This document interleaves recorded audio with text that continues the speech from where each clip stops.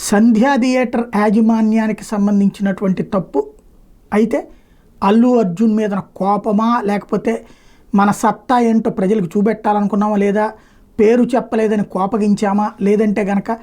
ఆ చట్టం తన పని తాను చేసుకుపోయిందా ఏది ఏమైనా సరే అల్లు అర్జున్ అరెస్ట్ ఆకస్మికంగా అరెస్ట్ కనీసం విచారణ కూడా చేయకుండా అరెస్ట్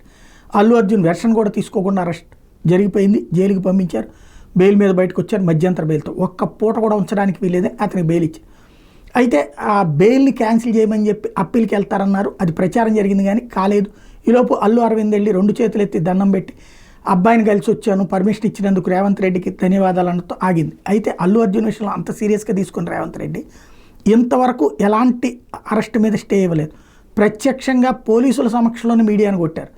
తర్వాత చివరికి ఒక మనిషి మొహం పగిలింది ఆసుపత్రిలో ఉన్నారు తీవ్రమైనటువంటి ఇబ్బంది పడ్డాడు కోర్టు కూడా అనుమతి ఇచ్చింది కోర్టు కూడా అరెస్ట్ చేయడానికి అడ్డుపడలేదు మరి ఇప్పుడు రేవంత్ సర్కార్ అరెస్ట్ చేస్తుందా కేసు పెడుతుందా లేదా ఇది కేసు అయితే నడుస్తుంది అరెస్ట్ చేస్తుందా లేదా మోహన్ బాబు